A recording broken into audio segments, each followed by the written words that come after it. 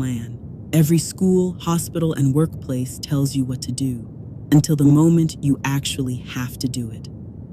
Tonight's story is based on real lockdown events, where people were forced to stay silent, stay hidden, and wait. Welcome to Stori Tyme, where real stories turn terrifying.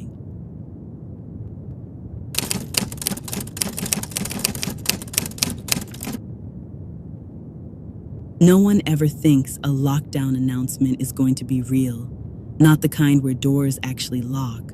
Not the kind where police flood the building. Not the kind where you're told, if you hear screaming, do not open the door. It was a regular weekday morning, second period. Fluorescent lights buzzing overhead. Desks slightly crooked from students who never pushed their chairs in all the way. The intercom crackled. At first, no one paid attention. Then the principal's voice came on, tight, shaky, unfamiliar. This is not a drill. Teachers, initiate lockdown procedures immediately. The room went silent. Our teacher didn't hesitate. She slammed the door, turned the lock, pulled the blinds down so hard one snapped halfway. Phones off, lights out, everyone to the corner. My heart started pounding before my brain caught up. We'd practiced this before. Sit quietly, stay hidden, wait it out. But something was wrong this time. You could feel it.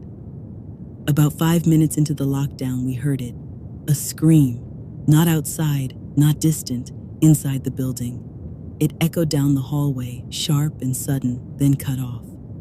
My stomach dropped. Someone whispered, "That wasn't part of the drill."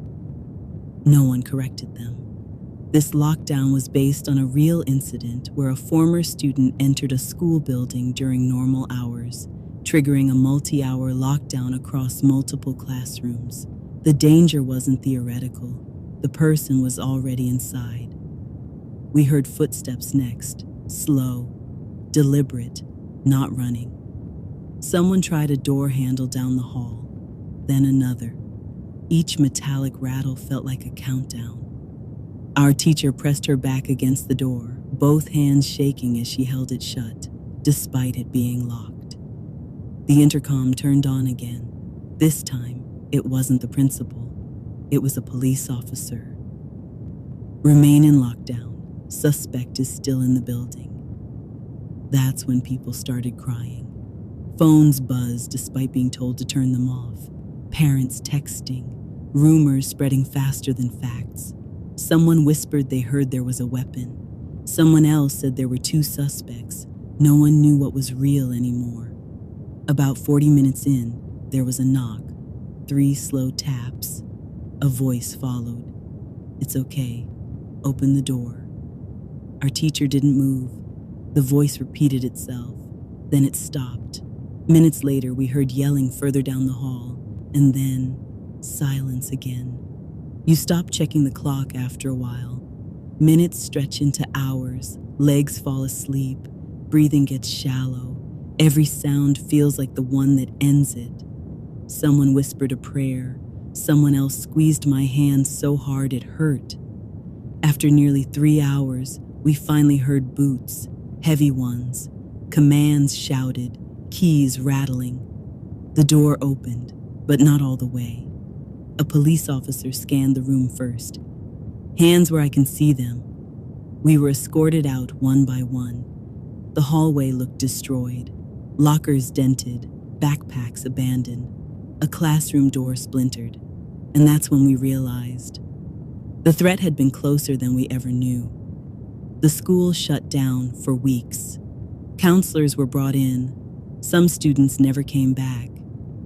To this day, when I hear a loudspeaker crackle, my chest tightens. Because once you've been locked in like that, you never forget the sound of someone trying to get in.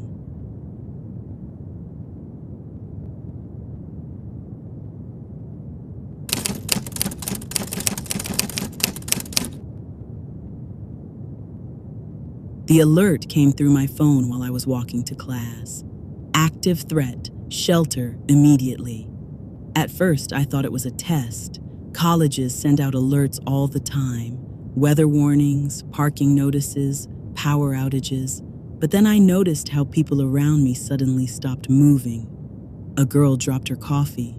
Someone yelled, "Run!" And then the campus siren started. That's when I knew this wasn't a drill. I ducked into the nearest building, a science hall I'd never been inside before. A security guard was already there, waving students in with panic written all over his face. "Inside, now, go!" The doors slammed shut behind us. A professor pulled us into a classroom and locked the door so hard the handle rattled. Lights went off. Blinds slammed down. We crouched behind lab tables, knees pressed into tile floors. The professor whispered, "Phones on silent. No noise." That's when another alert came through. Suspect last seen near the student union. The student union was less than 2 buildings away. We could hear helicopters overhead, police sirens from every direction. Someone started crying quietly. Another student was texting their mom with shaking hands. Then came the sound that changed everything. Gunshots, not muffled, not distant, close. The professor's face went pale. Minutes later, we heard running in the hallway, doors slamming, someone pounding on another classroom door, screaming to be let in. Our door handle moved, just slightly. No one breathed. Then it stopped. We stayed like that for almost 2 hours. No updates, no all clear. Just alerts every so often telling us to remain sheltered. Time stopped making sense. My legs went numb. My mouth was dry. I kept thinking about how I almost skipped class that day. And then the final alert came. Suspect in custody, evacuation beginning. Police escorted us out with rifles raised. The campus looked like a war zone. Police tape, ambulances, students sobbing on the grass. Later we learned the shooter had been stopped just 1 building away from us. 1 building.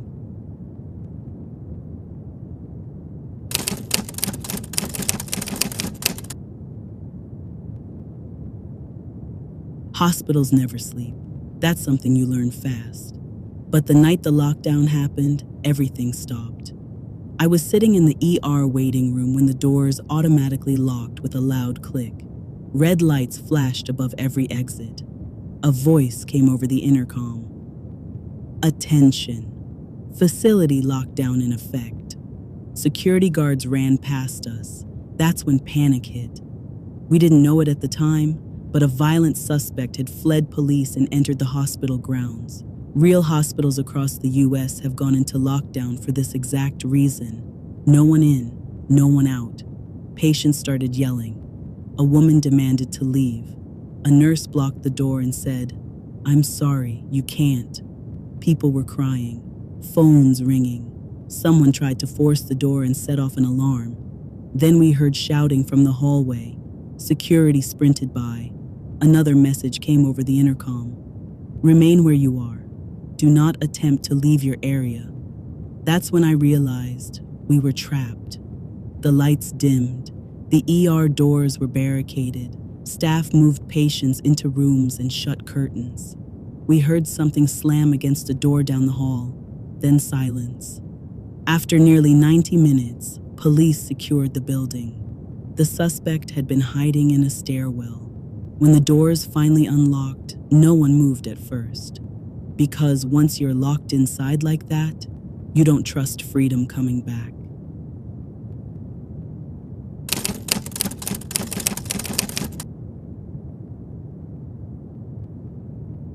It was supposed to be a normal workday. Emails, coffee, small talk.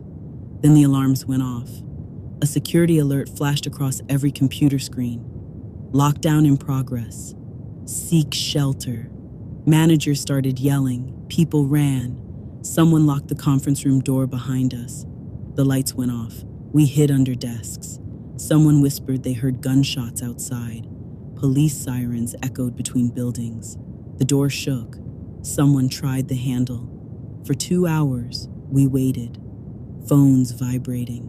Sweaty palms. Silent prayers.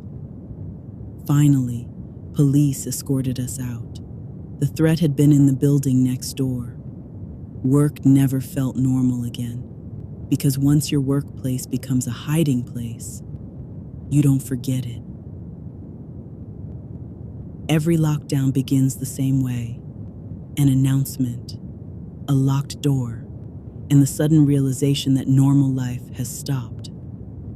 Tonight, you heard real lockdown stories based on true events, where schools, hospitals, campuses, and workplaces turned into places of silence, fear, and survival. Some people hid, some people waited, and some moments changed lives forever.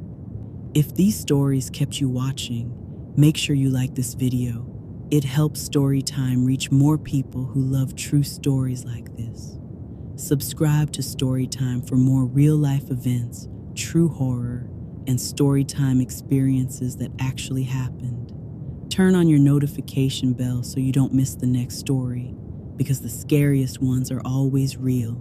And before you go, comment below. Have you ever experienced a real lockdown? Your story might be the next one told here. This is Stori Tyme. Until next time, stay aware. Thanks for watching. If you enjoyed this video, remember to hit the like button and subscribe to my channel. Don't forget to tap the notification bell so you'll be the first to know when a new video drops. Until next time, my friends.